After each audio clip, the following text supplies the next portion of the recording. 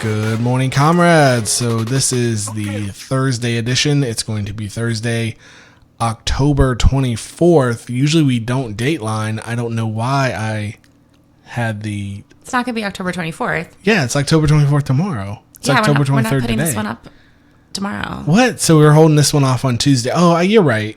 Because, okay, so give you the lowdown. This is the Good Morning Comrade show, and it's about lefty socialist working class politics, and I'm here with, still feels weird to say, I'm here with my wife, Erin Huggins. That's me. Note the name still the same. Yep. I wasn't lying when I said I was keeping my name.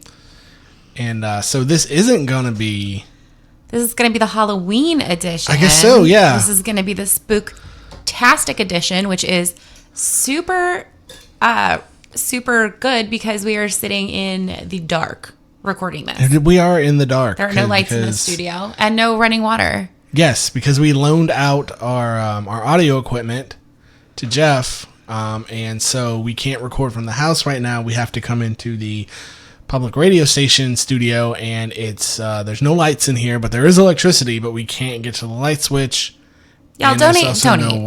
Donate to WHIV. WHIV. When is this going up again, Erin? Since this is going to be the 31st. It's going to be Halloween. Oh, this is our Thursday show? It's going to be our Thursday show. So I could cuss? Okay. I'll just cuss. I can cuss. We're keeping it loosey-goosey. We can plug all of our things. Our Twitter. Follow us at Comrade Morning on Twitter. We can plug our Patreon. That's how we keep this operation going. We're not exactly the March of Dimes. As Blade would say from the classic movie Blade. He says, she goes, "Oh, you gonna rob me too?" Because he robbed the vampire guy, and he goes, "No." He says, "How do you think we fund this organization? Not exactly the March of Dimes." Yeah. All right, Wesley Snipes. Yeah, no, tax evasion. I know. Spooky, very spooky. So I've never seen Blade the full way through, but I swear I've listened to you talk about Blade the amount of time that it would have taken me to just watch Blade. So good. At this point. It's got Tracy Lords in it. It's got Steven Dorff. So good. So, so we are keeping a little loosey-goosey. We're both still a little tired. We've been married for a week and what? 3 days at this point? Actually, that's funny you say that because I went on for whatever reason. I don't know why I thought about it because I was like, oh, you know what? I never looked at our wedding website, which is things people do. They do a wedding website, and I never looked at it. And I was like, it said that we were married 11 days ago. Yeah. Oh. Yep. Wow. It's still up until the domain. Well, I guess the Knot is what we did it on. This is not a promotion for the Knot. No, it's an anti-promotion for the Knot. That was such a pain in the ass to get that website up and running. Oh Why? my god. Because it's like they used to partner. This is why capitalism is the worst. It's not really. It was just like an annoyance, but they used to partner with Instagram. And so you used to be able to just upload a picture of you as a couple to Instagram and then just automatically have it go on the website. Well, I guess they stopped that partnership. But now it's any photo that you upload has to be very specific dimensions. I swear to God, I had to teach myself Photoshop. Why is that capitalism? To change the That's just shitty. Everything I hate is you would have had to do that fault. On okay. if I made you a website in Dreamweaver, which nobody uses anymore, I would have had to do the same thing. Whatever. Okay, fine. It's not capitalism's fault, but the Knot's annoying. Capitalism hasn't. Well, I guess it has given us better opportunities. I just did not look at other ones because my mom was kind of being on me about getting stuff done. Anyway, no one wants to hear about that. Right. But so your eyes just, again, because we're not reusing our own equipment, your eyes just bugged out of your head because it's like you've never there. So people are on the computer and the radio station and they're uploading and they're doing things remotely. And the way we're sitting in the dark watching like the ghost in the machine like manipulate the computer while we're talking. And I swear, I would think you've never seen anything like that because you just looked at me. No, I mean I have seen something like that. You freaked the fuck out. I work in an office. Like I know what remoting in is, but saying. Like I didn't realize that like someone else would be remoting in. So I thought you were just like leaning on something. I thought it was too for a minute, and then I'm like, but I'm not typing. Well, so yeah. I'm so today at work I was like thought I had lost every single one of my documents in my OneDrive. Right. And I think I did, and I still don't really know where they went. But like the IT guy found them for me, but it was really upsetting. Nothing's ever lost, just squished really, really small. Nothing's ever deleted. What is it? No energy's energy's never destroyed. That's 100%. I never thought about it like that. That is 100% true when it comes to computing. Yeah. Because nothing's ever really deleted. Yeah. It's always like you see those pedos out there trying to hide your pedo porn. So Robert, nothing's ever deleted. Don't have pedo porn. I'm just saying. We are strongly against pedo porn here. Very strongly. It's gross. But it's like, so Robert works a lot of weekend nights, so I'm home by myself frequently. And sometimes I'll watch like Lifetime or like Discovery, or whatever they are, and it's like always it's like the women who murder or like Snapped, whatever, and it's like there's always afterwards like some Google search about like how to dispose of a body using bleach, right? But then like in a frantic like delete cookies, and it's so funny to me every time. Get a VPN, people. I can't wait till we're big enough so I can start we can get a VPN sponsorship. Be like, look, if you're gonna make searches on how to get rid of a body, make sure you're using crime VPN, so your crimes cannot be detected by your internet service provider. Yeah, get a VPN for all that, folks. Come on. No, I actually wrote a paper. I'm sorry, just keep it on your head so we have things to talk about. But back to like weird. I actually wrote a paper about pedophilia in college. Oh, was it like, it's actually a phobophilia? No, I mean that's part of it, but that's just so pedantic. That's whatever. Like it was the thing that was like fascinating to me, like reading, is like the what's the word I'm looking for? The safeguarding of the data of like nobody trusting anybody. And it's like what I mean by that is like the people who would trade this stuff, like everybody thought everybody was a cop all the time. And so there was reports like when these houses or whatever, these guys' houses would get raided, they would have these elaborate setups of like microwaves in their computer rooms and they would keep nothing. They would take the hard drives out of their computers and just have the hard drives. And because the thought process was when the police eventually kick in the door, I can throw those hard drives in the microwave and nuke them. That doesn't work, by the way. But it's weird that the stuff is like, that was like, honestly, I can say like that kind of stuff was my first introduction, like good, bad, or indifferent to data security. And just like so what caused you to write a paper on that? I like seedy stuff. Yeah, but the same reason that like gets you to watch women who kill. Like people were just drawn to that. Yeah, it was for college. Okay. It was for what was the like sociology or something. And I just found, I was like, what am I going to write about? And I literally went through our library and this book just almost like fell out. And I was like, okay, here we go. LOL like at library because Robert's a lot older than me and they didn't have internet when he was in college. What are you talking about? Do you have to go to the library? You can just Google it? No, because because it's just easier to get, sources. Well, not sources, but it's easier to get, when you make your bibliography and all that. Fine. It's easier. Yeah, it's just a lot easier. But it was just interesting to me that kind of the stuff that like WikiLeaks and like lefty people who are like, on the Tor browser. That was my first introduction to the Tor browser and the quote unquote scary deep web, which the deep web itself is just a honeypot, but that's a whole nother topic. But it was just like weird things that was my first introduction to like internet security culture through these like sick individuals. Yeah, well, I mean, I guess they're the ones who have. I like my privacy just because I, value privacy and I value the concept of privacy. But my internet search histories are very boring. It's like, oh god, I'll just like, what was I googling? Oh, I've been on a kick about like Mormon beauty bloggers, right? And so I've just been like googling Mormon beauty bloggers and like trying to find out drama about them. So, I mean, I guess I'm like self-disclosing that, but.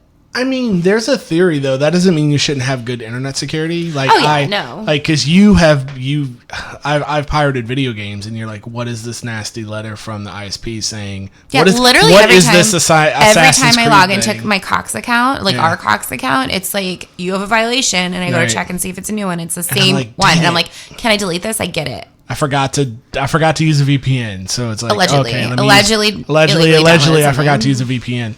But what was I gonna say about there's a theory though that if everybody even complete norm, because my thing is like I'm not worried about stuff like that as far as I probably if like quote unquote shit hit the fan, I probably never should have any kind of sensitive information, because if there's a list out there, I'm on every single one. Like the FBI has my fingerprints and DNA because they took it when I was in the Marine Corps because I had a top secret clearance and I was a cop, so they have my fingerprints and DNA. Like I'm in NCIS, like I'm in everything. I think the FBI might have my well, they definitely have my fingerprints because I had to send them my fingerprints for my social work license, so they definitely have my fingerprints. But then also when I was a kid, there was like I remember going to like a fair with my parents, and there was a booth that was like, hey, like get your kids fingerprinted in case they like go missing. And now I'm like, that was a scam. Shady. Mine was, I completely remember, it was get your kids fingerprinted and we'll give them a GoBots VHS movie. And if the GoBots they weren't. People always think that GoBots are the knockoff Transformers. They're not. GoBots were before Transformers. They were just much lamer. Like their origin story was way lamer. Like there were like Transformers. Transformers is all about the world building, not about robots that can change into cars or whatever. The world building is actually awesome. But yeah, that totally probably was some kind of Alex Jones. So we got like we got one of those like measure your height like as you get older, but it was the Philly Fanatic. Oh. So we had like this giant, it was like a life-size like printout of the Philly Fanatic in my kitchen growing up that we would like mark how much taller we had gotten because he's like very tall. He's a cool guy though. He does that belly thing where he like wiggles. And he's for those of you who don't know, he's the mascot for the Phillies. Yeah. Philadelphia Phillies, and he's green and ridiculous and very hilarious, and the cousin to everyone's favorite anarchist, Gritty, who's an orange terror, and we love him. Yeah, I mean Gritty. Everybody knows about Gritty, but if you are leftist, socialist, working class hero, and you got to watch the sports ball. Your favorite NFL team, and you got to watch NFL and watch guys get concussions, should be the Philadelphia Eagles. Deadspin has a really good video on YouTube about the Philadelphia Eagles and when the NFL strike happened, and how they were just like, nobody crosses the picket line. We're all Philadelphia workers. And even Randall Cunningham, who was like, Randall Cunningham, for you kids out there, was Michael Vick minus the dogfighting and actually being a good person. He was like a black mobile quarterback who was. We're not going to say Michael Vick's a bad person. We don't know anything about him except for the dog fighting, and like there's a lot of like socioeconomic things going on. Okay, but whatever. Anyway, bye. He went to jail. It's fine. He did. It's not fine. Don't fight dogs, but like whatever. Yeah, but Randall Cunningham was just like, I'm not. I'm paraphrasing, but his thing was like, I don't know about all this strike thing. Like, I'm getting paid well, but you know what? My teammates say I should do this, so I'm not crossing the picket line either. Like, that's super solidarity. And like he set out some of like when he was like a really young guy in the prime of his career. And I just think that's really cool, and I didn't know that about the Philadelphia Eagles. And so now they're actually like my favorite NFL team. Not crossing a picket line is very on brand for Philadelphia. Yeah, that's super rad. I want to, before I forget, going back to the information security thing, and like for normie people like you, like there's a theory that you, like, even if you think you're the most boring person in the world, you should still do like the Tor browser and have. Oh yeah, just to make it harder. That's it. Yeah, you 100%. Flood the zone. I'm like very on board with that. Because the thing is, if normies flood the zone, then it's just more data. And the funny thing about that is that's exactly, the Tor browser was created by the U.S. military and the reason why they released it to the public was for that exact reason, because they thought that like, okay, we've got all this sensitive information on the deep web.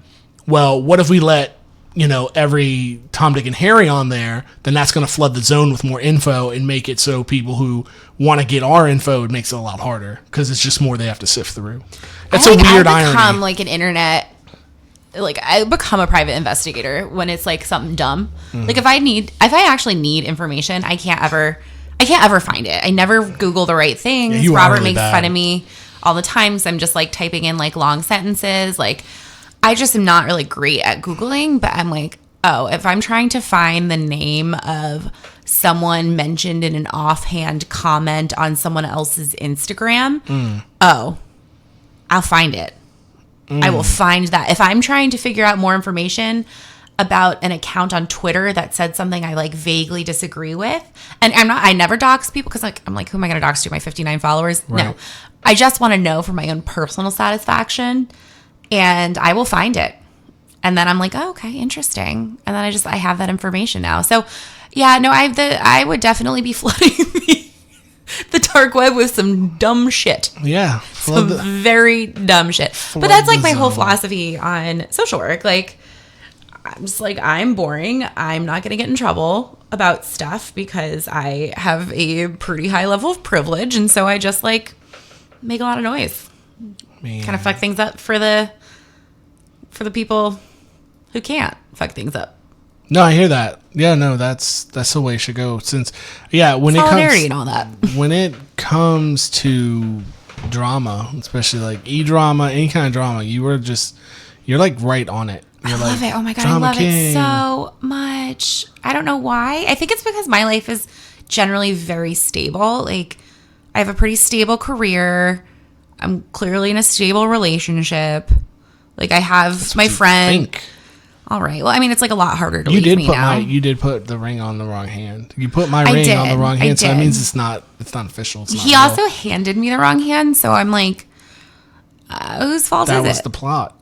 It's not official. I mean, it is official. You thought we got married after we. That's true. Applied for our license, so neither of us is good at this. Getting married is what we're hearing. But what were we even talking about? Internet security, e-drama. Drama. Just drama. Yeah, it's like everything's stable. So I just enjoy other people's drama so much. Like, I just find it so fascinating. Like, I will watch, I feel like I've probably mentioned this on the show. Like, I will watch YouTube tea videos about teenagers I've never heard of. And they're fighting. There's a thing called the Ace family. I don't know what it is. Not the Ace scale. It's the Ace family. All right. I still don't really get it, but I have watched 7 videos on their latest drama. And it's like, to be honest, like, I don't if I was treating me, I'd make a note of it. You're not crazy. I do the same things with pro wrestling, and because I don't watch WWE because they're like a hell company, but I don't want to hear everything about how they fall apart. Like, anytime there's any kind of bad thing, I want to know all about it. And the way that our world's set up is I can be totally engrossed in something and never really have to consume it. Like, I can just, from the peripheral, everybody will tell me everything I want to know. Video games is the same way. Yeah. Like, because video gaming is a shit show now. Like, video gaming it's the fucking worst. Like, my 2 hobbies, like pro wrestling and video games, are like it's the best of times and the worst of times. Like, in the worst and best places they've ever been. History. You gotta be like so careful though, because sometimes it takes the enjoyment out of it when I go a little too deep, because especially when I'm like, okay, these Twitter dramas, I don't ever get involved in them because, again, like, I'm not great at social media and don't have a lot of followers, and I'm not really trying to get ratioed Right. I did get called a cunt by that comedy dude, Kurt Metzger. Who the fuck is that? He used to be a writer. He's a comedian. He was a writer on Amy Schumer's show. Only Metzger I know is David. So that was like the last time I waded into any significant internet drama because I was like, oh, I don't really love this. I know you feel like sometimes I don't even want to look at it from the peripheral. Like ContraPoints is apparently involved in some bullshit with Buck Angel, and I'm like, I don't even want to know. It is because the last time like some ContraPoints drama kicked off, it was a complete shit show, and I'm not here for it. We yelled at each other, I feel like, about ContraPoints, which is like I just stand on for her brand a for lot. us, but very silly. Yeah, I guess so. I stand for her a lot, and you are a lot more. I'm like, no. Like when I back you, I'm like, you can do no wrong. Like I'm ride or die, but you're like much more sensible. And I think you were right. I'm not really ride or die for anybody that I don't know in person because like it's like that thing. It's like we talk about this all the time. I think it's because I have a very good understanding of the duality of humanity, and so it's like. Right. I just think of listen to how superior I am. Just listen to me being able to see the shades of gray of people. But anyway, no, all people are like. There's some people who are like great. Some people are shitty. Most people are in between. Whatever. But that's the thing. Like when you are like these Twitter dramas, it's like I'll go too deep into like figuring out who this person is, and then I just get so sad because sometimes the people are so sad, and it just takes. Okay, there's this woman like. Candace Easton, I think her name is. I don't know. I don't know who that is. She's on Twitter. Her name is Candace Easton. I'm not like doxing her. That's like her Twitter name. She like is kind of. She's K-Hive. She's also like a Never Bernie like what Hillary. What is K-Hive? Kamala Harris stands, which I'm like, all right, they're like kind of mean. They're the worst. They're like very nasty. They are what the media was talking about Bernie bros being. Like it's like there are some like Bernie dudes who are like really annoying in their like persistence, but like the true you are love you, but but the true nasty people are like Kamala Harris stands, and it's like so strange to me, and it's all like it's like white women. It's not like, but anyway, she's a K-Hiver, and she just like writes mean replies to other people's tweets like frequently, or just like hot. Like the reason I was in this like drama in the first place this is a while ago. Quality content, just like talking about like months old Twitter dramas, but she had like said basically any dude who supports Bernie Sanders has a small dick. It was like that's not even paraphrasing. I think that was just the tweet, and like. I mean, Bernie bros, like, don't rise to the challenge. It's fine. I mean, it's like you don't have to. You can point her in the direction of the Good Morning Comrade Twitter. I have no problem. I know, but it's like also like, what are you gonna say? No, my dick's not small. Like, it's silly. It's like that was a dumb tweet. You didn't have to respond to it. But anyway, so a lot of people responded to it, and then people took it a little too far. And she kept saying she was.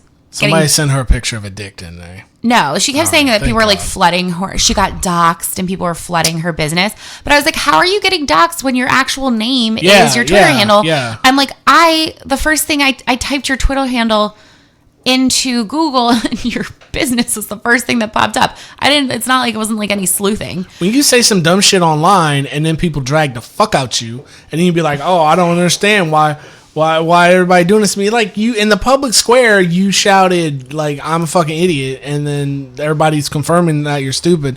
Or like, what I love is when people are losing an online argument and they'll be like, their reply will be blah blah blah LOL or the little crying laughing emoji, and I'm like, fish, please. I'm like, that is like the number one, like, oh, I'm just kidding now. Like, no, you're not. Like, that's like the number one sign of like weakness. Like, I smell that online and I just go in. But that's the thing. So it's like, yes, I think it is weakness, but it's like sad because I like was like so fascinated by this because I was like, well, what would make you like number one, if you're the one who's talking about like how nasty Bernie bros are, why would you deliberately provoke them? Like, that's a really like fascinating kind of dynamic there. And then I was also like, you're like fascinating because I'm like, you're pretty nasty. Like, why are you being so mean to people online that you don't know? And I kind of like got really deep into her old tweets, and she tweets like 2,000 tweets an hour, which is like literally insane. How do you have time? One of the reasons I'm not good at social media is I don't have time. I don't have a desk job. Right. So it's like, I know like a lot of people tweet like on the clock, which I love because like, yeah, fuck the man or whatever. She has like 2,000 tweets a minute or an hour. And then she's like a single mom, and I guess one of her kids has disabilities, and she just sounds like she has like this deeply sad existence. Yeah. And I was like, oh, this isn't fun for me anymore. I'm like sad now. It's called trolls remorse. Yeah, trolls remorse is just another way of saying apathy, of just describing apathy. Empathy. What the hell? Apathy is the literal exact opposite of empathy. Christ, what is wrong with me? But yeah, that's a thing. Like, oh, you got trolls remorse. But yeah, because you looked at that person as another human being and just not another 190 characters or whatever characters on Twitter. I actually kind of had that the other day where, yeah, I can be annoying online. This is somebody I know in my real life, and they will simultaneously post like they're a server, and they'll be like, oh, serving is so hard because XYZ, and I have to work all these hours, and like the pay is not good, and my boss exploits me. They won't even use the word exploited, but you get what I'm saying, because they wouldn't consider themselves a lefty, but they're absolutely 100% the working class. Or they'll post things like that have to do with the working class issues. Like, I remember this. It was on my Facebook, and it was like, now we're setting up debtors' prisons, and people are being arrested for medical debt. And I've had this with person. I've not had it out with them. I'm like, you need to join the DSA. I'm like, you need to go join the DSA. And it'll, and they're like, oh no. I'm like, Bernie Sanders is the way out of this, blah, blah. And they're like, no, fuck Bernie. Like, they didn't say fuck Bernie, but they're like, no, Bernie, bro, we're not doing that. And they tweeted out that thing about medical debt, and I just put, yikes, like, just vote for Bernie already. Like, what are we talking about? And I know that's not, like, the way to get anybody to vote for Bernie, but after a while, it's just frustrating. Like, especially with people you're like, I don't want to use the whole, it's almost a meme, like, voting against your best interest, but it just gets super frustrating when you're like, here's the one generational, like, the once-in-a-lifetime generational chance to completely turn this country around. Like, seriously, make America great for the first time, maybe for the first time. At least we've got a shot at it, because fuck making it great again. And you're like, nah. It's like if the fire department, your house is on fire, and the fire department's like shows up, and you're like, I don't like the cut of that fireman's jib, so nah, I'm just gonna stay in the burning building. And I'm like, I mean, I know people who are like that, but this is crazy to me. I just can't really interface with it as far as politics goes. Go ahead. Yeah, I don't know. It's just like bizarre. It's like a weird. The thing that interests me most about politics is, and the thing I think that's getting me really stressed out the most is like there's this tribalism about it, and it's like, I don't know. It's like being for or against a candidate specifically it's like a personality, or it's like these like these because like this person I'm talking about, like she has like 33,000 Twitter followers, and she was like big in like the Hillary days, and so it's like become this like it's like people, it attracts attention because it's it's an echo chamber because everyone's only following. I mean, this is like not saying anything new, but like everyone's always just following the stuff that they, the people they already agree with, and then like they get more built on that, but it doesn't allow very much room for growth. Well, I mean, it's sunk cost fallacy at the same time too, because when you say that kind of stuff, I think of that. Was Chapo always call him that Adam Parliamenko guy who worked for Hillary? They call him Adam Pachinko Machine Orc Cop because he looks like the orc cop from that terrible Netflix movie Bright with Will Smith. Gosh, so many relevant. I know, but still, he worked on the Hillary campaign. He got some kind of like weird job working for Hillary. And then he was just like, this week he just came out like, fuck Bernie Sanders. He literally said, fuck Bernie Sanders in a tweet. And it's like, it literally lit the internet. Well, not literally, but figuratively lit the internet on fire. And people were like, see this guy right here? Like, this is what we're talking about. The internet. But it's fun. It's just Twitter. But if I'm going to do trolls remorse and look at this guy, I'm like, you know what? Like, Hillary Clinton, if Hillary Clinton would have won the presidency, it would have substantially changed his life, because he had this like job working for the campaign, and then he would have had another job after that, not in the not in the administration, but something. He would have been able to parlay that into something. Yeah. And now he's just another guy again. So now he's just got this grudge chip on his shoulder. Where like I can think of somebody who, so that's like sunk cost. So he's already like going down with the ship. So he's like, well, I'm not gonna. This is where I'm gonna die. Hillary for life. When I think of like a Peter Dow though, who I guess, Peter Dow had more stuff going on for him. And he was able to be like, I was a real dickhead in 16. He kind of was. But like, that's a lot of personal growth. Love it. Love to see it. That's why it's like, that's why I don't really, quote unquote, stand for people really intensely. Because, like, I really like this, starting this election cycle. Like, I really loved Elizabeth Warren. I was like 100% on board with Warren. And I still like her a lot. But then she's been like, there's been things that have made me realize that, okay, like, yeah, I'm going to go back to Bernie. Like, I'm a Bernie supporter, but I'm going to be happy about Elizabeth if she wins, whatever, whatever. We don't have to rehash this again, but, no. But I'm it's part of, I don't know that people are able to like have that viewpoint when they're so invested. Like, if you've decided you're like this K-Hive, she looked like she was doing well. And like on paper, she's like fantastic. And like, I'm not diminishing her accomplishments. Like, she's a black woman in a society that does not want black women to have a lot of power, and like, she's smart, she's like had a very long productive career, whether or not we agree that the things she did during her career, which we don't mostly, but like I'm not taking that away from her, and I can see why people would be like, yes, love her. I could see why you would say that, and I actually agree, because you look at the empathy of like, this is why people would feel close to somebody like that. But then at the end of the day, I have to be like, this person has substantially done a lot of bad things. When they had the power to not do the bad things, they made the bad decisions. I know. I mean, she's like not great. Fuck them and fuck her. I mean, she made her bed. She's lying in it now. Like, okay, fine. But I just wish. So I like. But to be fair to you, so many conversations about identity politics, and like, there again, there's like no nuance in the conversations, and it's like, okay, like identity politics, like with this whole AOC endorsing Bernie thing, which is probably old news by the time this comes out, but it was like relatively recent, and everyone's like, oh, is identity politics dead? And it's like, okay, no, there's a place for identity politics. God. No, not hopefully. Like, there's a place for it. It's just not the be all end all. Yeah, like, but my thing is like, there's a place for it, but who is serving you the identity politics? Because I don't want to say my lifetime, but the way that I see it, the way that identity politics has been presented to me as a person of color, it's always been presented in a way of, well, here's the guy who looks like you. Here's the gal who looks like you. Now you got what you want to shut the fuck up. How many people said, well, racism's got to be over because Obama's president? Well, sure, but that's identity politics being exploited. That's what I'm talking about. The idea of, okay, like let's say, I don't need more. Let's say Bernie Sanders and Warren were. Oop. Oh, yikes! Our mouse fell. It's spooky and haunted in here because it's Halloween. But anyway, like let's say in a true Halloween spirit, we did a little Freaky Friday switcheroo, right? And Bernie Sanders was Elizabeth Warren, and Warren was Bernie Sanders.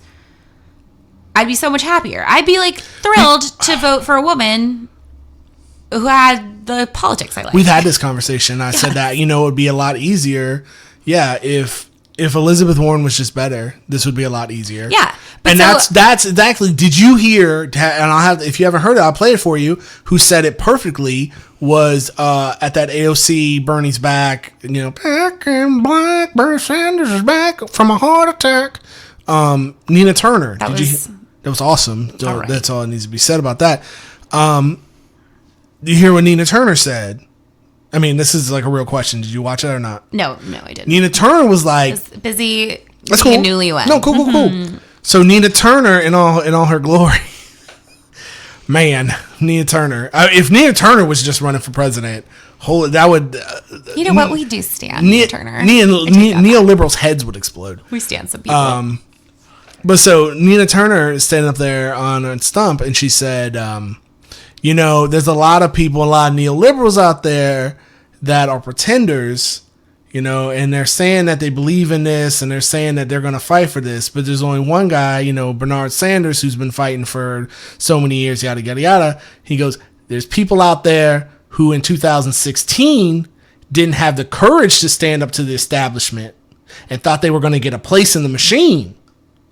And that's why Bernard had to run. And I said, oh, shit, here we go. It was sassy.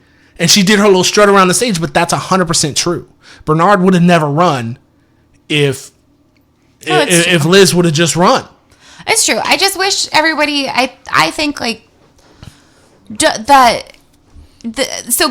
identity politics might be being exploited by the machine, and a lot of people might be using it in a very cynical way. But a lot of people who are excited about certain candidates because of identity politics, that excitement is not a cynical excitement. That is that's a very genuine excitement. And right. I think to speak about regular, kind of quote unquote rank and file supporters the same way we're speaking about the establishment is such a mistake, because it really causes people to dig their heels in. But so it's, the people who are like, oh, well, I like Bernie and Warren, I'm just really excited to vote for a woman.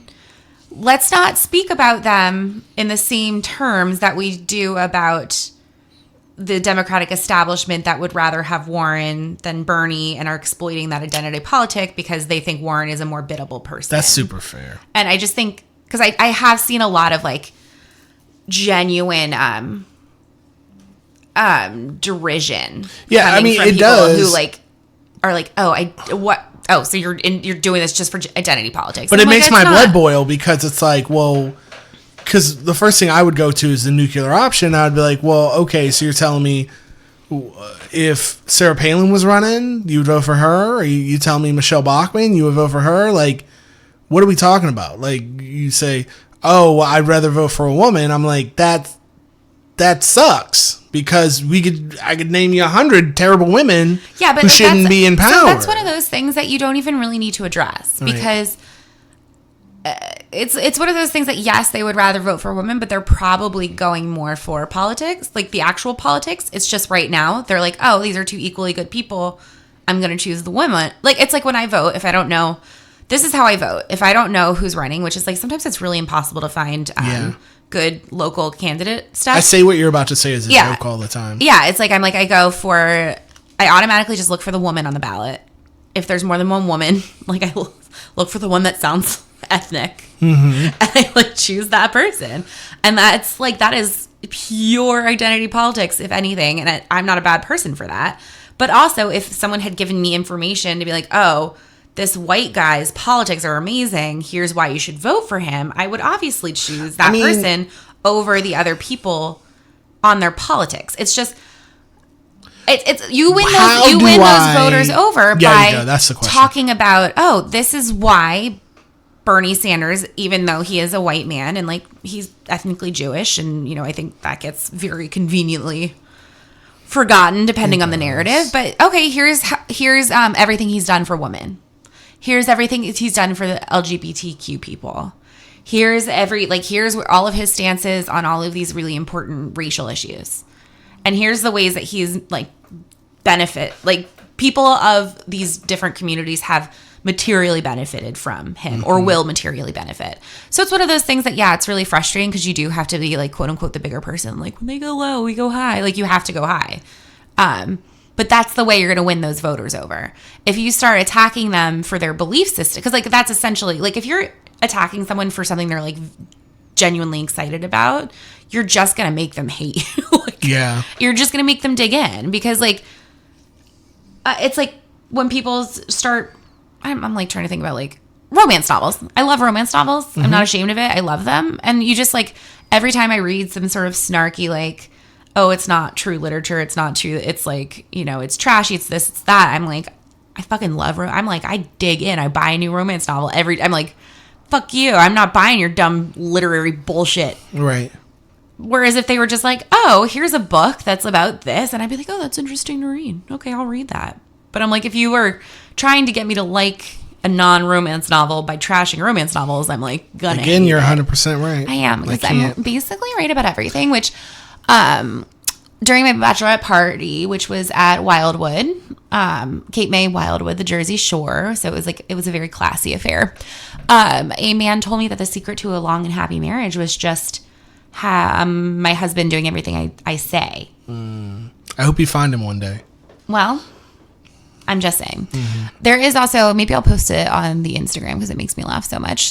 Just the genuine picture of mansplaining.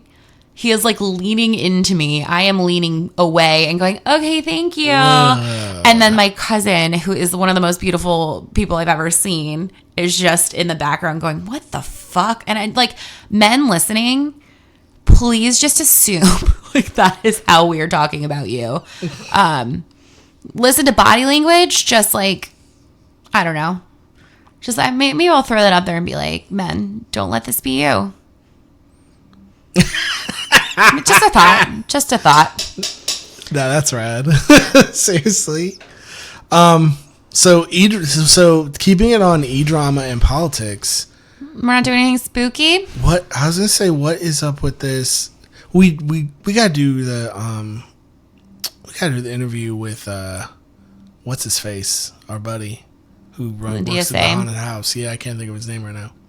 But what where do you stand? You gotta pick a corner. You gotta back somebody. Do I? Yeah, I never thought somebody would like make me like go super hard for Tulsi Gabbard. But what is going on with Hillary Clinton and Tulsi Gabbard? Two people I love. There's like a countdown clock.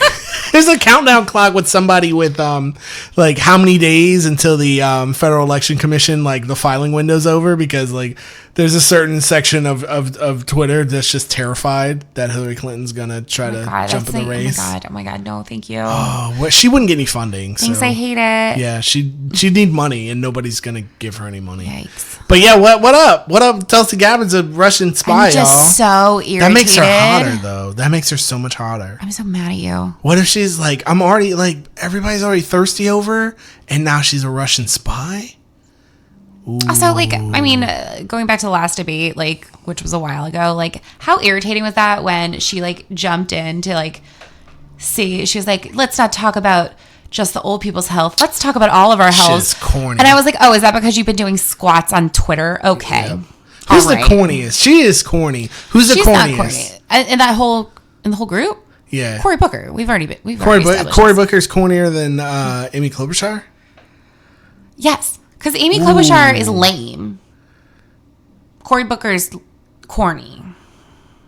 Like, she's just basic. She's just she's a basic bitch. She's like, and then my 92-year-old dad said I couldn't get a drink at the old folks' home.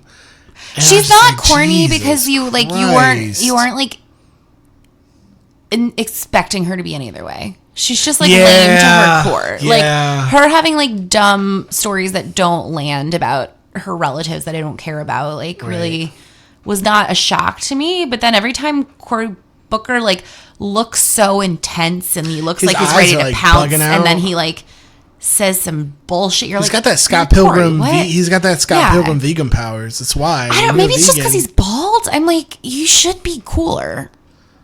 I don't know. You're from Newark. You're bald.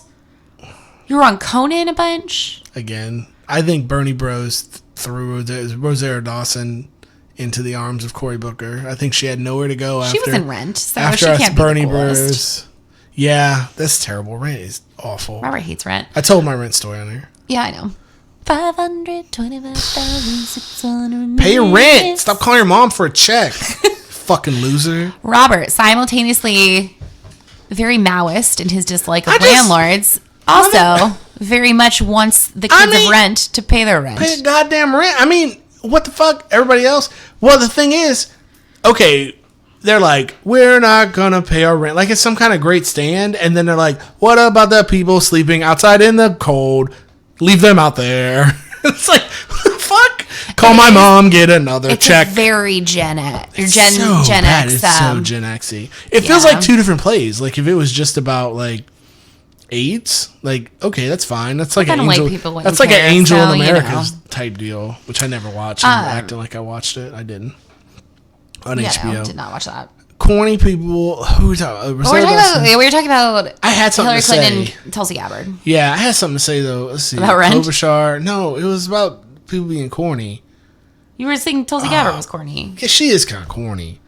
Like, but like this is actually making her cooler. That she's like not corny. She's like ideologically infuriating. I'm like, yeah, she's weird. What is your what? None of your stances make sense. What? Yeah. Literally nothing you say is like ideologically like. She is like the closest, I think. Consistent. I think she's the, like, if you talk to like people who are just like riding hard for Tulsi Gabbard, I think the inner workings of her mind are the closest to actual her supporters. Because like the people who like, let's be real.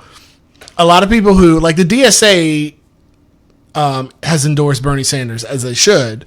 Yeah. But Bernie Sanders is not like calling for a revolution in the streets. Like he's not like, and then I'm going to create a workers' paradise. Like that's not what we're talking about. We're still talking about incremental change. We're just talking about more incremental change than we're used to here in America, getting us where we need to be. But I think like Tulsi Gabbard, the way like she's all over the place is like incorrect and like not correct, but in direct line with like her supporters whose galaxy brains are just all over the place. Crazy. It's like, I don't know, Team No One, I guess. What is it? Team Giant Comet. Ugh. That's like it's a t-shirt, two right? monkeys fight, like on The Simpsons. I am just, if I never had to speak about Hillary Clinton again for the rest of my life, I'd be like so really pumped about it. I have a lot of very deeply held deep dislikes. There's a really good picture that's been flying around about her in her and Chelsea are on some weird book tour, and it went to Portland. They're coming to New Orleans, and there was like 20 people. I know a lot of people who are going. Oh, there's gonna be New Orleans is gonna be a blockbuster because New Orleans there ain't no liberal like a New Orleans liberal. Holy God, New Orleans liberal don't stop. New Orleans liberal don't start. That's why we about to get Eddie Rispone eats Chinese crawfish. If you don't know, there's like a super fascist who's about to beat he's about to become governor, y'all. He's about to beat John Bel Edwards. Go, if you're listening to this and you're in Louisiana, go vote for John Bel Edwards. Yeah, no, you have to register. God, you have to register. You have to register. You have to go vote for John Bel Edwards.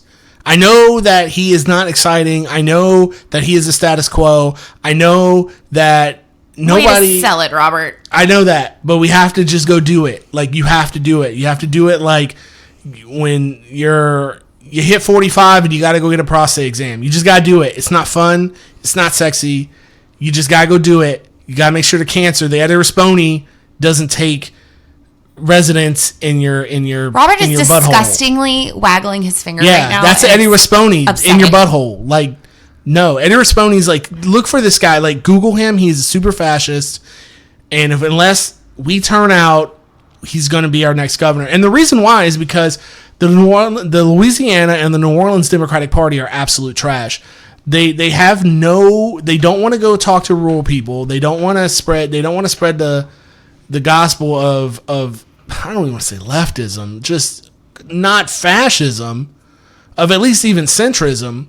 And so what we do is we get these crazy politicians all over the state that are able to win elections because they're the ones at least talking to people in the rural parts of the state where like people in New Orleans are just concerned about going to fancy dinners and complaining about Republicans. Hashtag white people, because hashtag let's all become district captain. Like, seriously, we had Margie Green on here who lost her election, but for ag commissioner, but she got the most votes. A socialist got the most votes out of any Democrat that ran for that office, because she ran on something and not just nothing like the Democratic Party's used to. But I messaged her today. I was like, what do we need to do to take over the Louisiana Democratic Party? I mean, announce it on the radio. I'm serious. Like, what do we need to do? Like, to become district captains? I don't know if they do district captaining here. I'm really going to look into it, because Margie was talking about, like, she goes, yeah, I went to the New Orleans Democratic Party. She's like, there's like nobody here.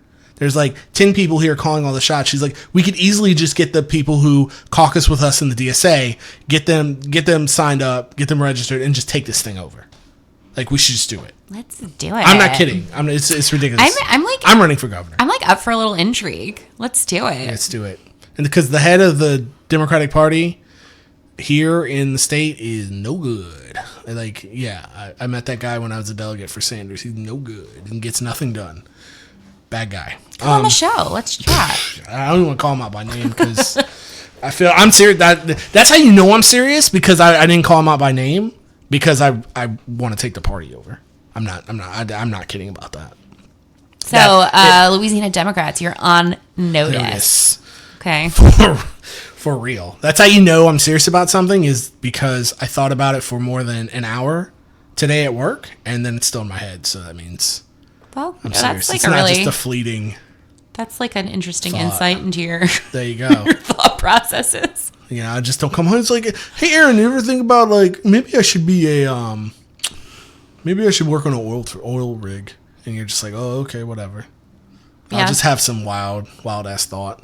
But no, this one I'm serious about. Pretty frequent in the Huggins-Johnson household. Jesus Christ.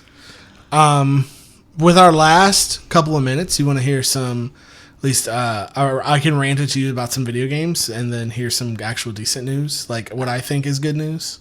Yeah, you're gonna hear fine, it. all right. You've already heard this. So this is like in the good news department. So we all know there's protests going on in Hong Kong because of the people who live in Hong Kong for certain crimes don't want to be extradited to China. That's how it started. Now they want more demands, which is great. I am in full support of the protesters in Hong Kong. Free Hong Kong. Revolution of our time. Now, there is a video game made by a company called Blizzard called Hearthstone. It's a digital trading card game.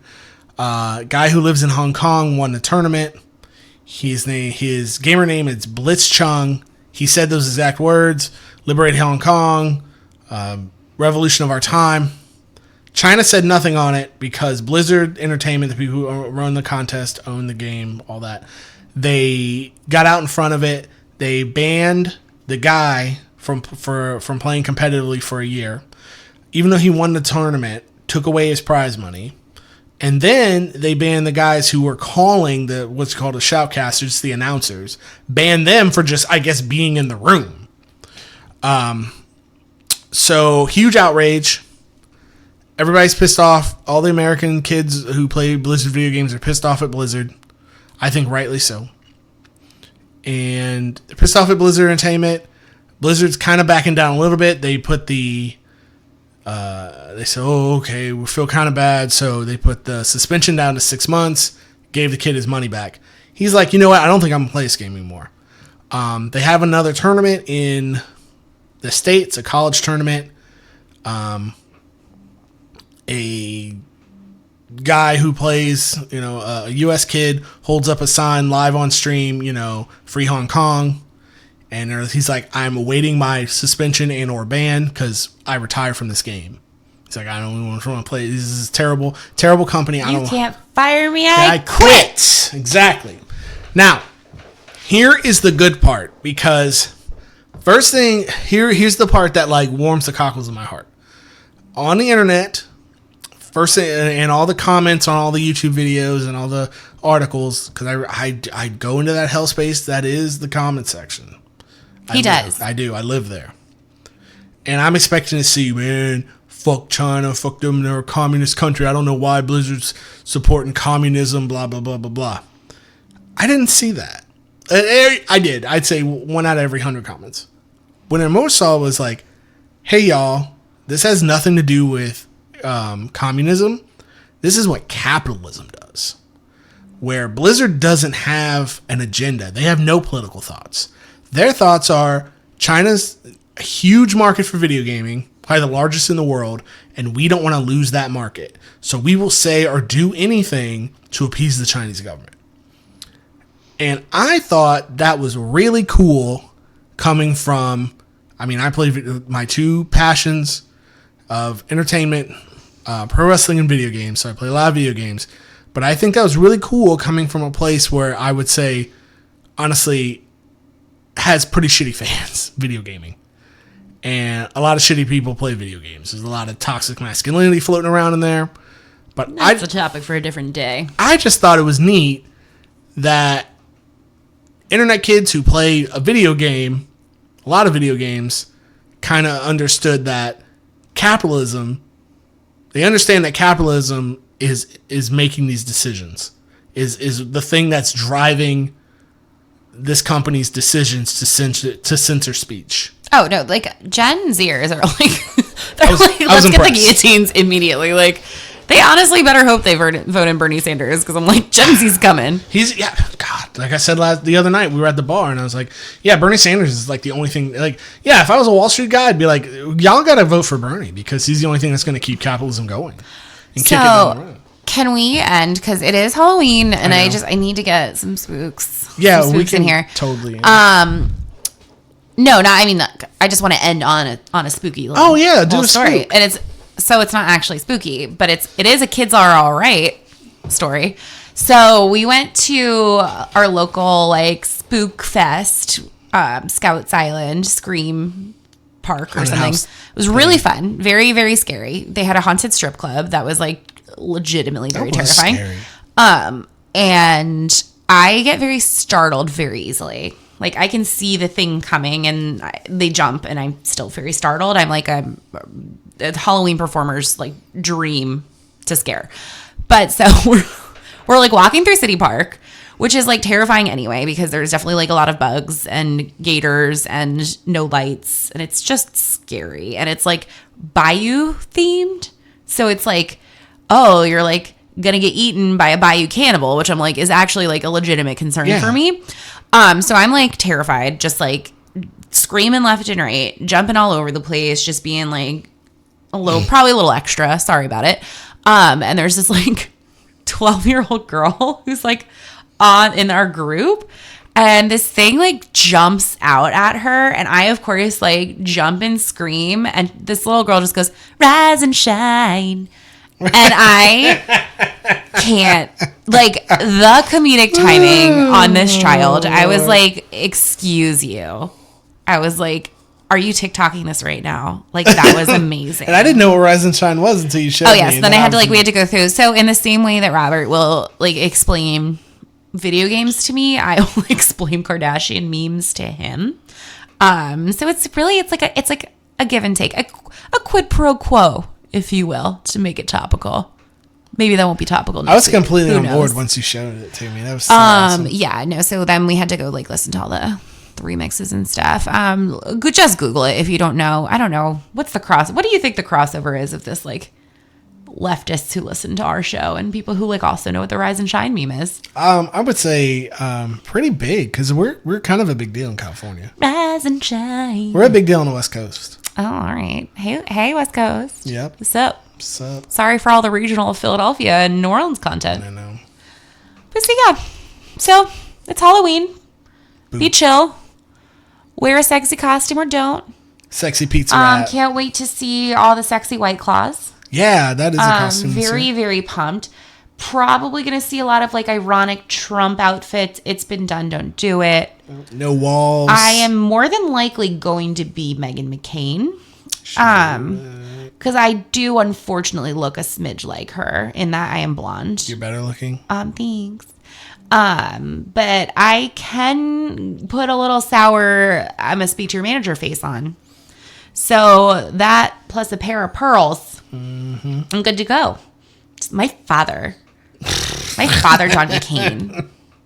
My father, you don't need health care. I mean, I did. My father doesn't have health care because he's dead. You don't need health care either. I did bring my father onto this podcast. You did. So maybe I'm more... Being dead is good enough for my father. It's good enough for you. Yeah. Go die somewhere. Love it. Get pneumonia and die. So anyway, also, best Halloween costume I've ever been. I was Bret Michaels. It's all right. From Rock of Love. It's all right. Because that's like the age I am. I wasn't around for like their original, whatever. Was he in Poison? Sure. Anyway, I look just like Bret Michaels too. Oh yeah. Maybe I'll throw that on the Instagram too. Who knows? Maybe I will. Maybe I won't. Anyway. Every rose has its thorn. No, that is definitely Bret Michaels. No, it's not. That's Axl Rose. That's Guns N' Roses. That is not Guns N' Roses. Okay. No, Poison is Talk Dirty to Me and all that. Every Rose has its thorn. I think we might both be thinking the wrong thing, but that was definitely... Oh, God. Every Rose Has Its Thorn. It was... Because that was, like, the song they played during Rock of Love. It might be. Yeah, never mind. You're right. Because I can hear his voice. And it was... Every Rose Has Its Thorn. And so I was that one night, and then the next night I went out as Axl Rosie the Riveter. Yeah. And I thought it was hilarious. No one else got it.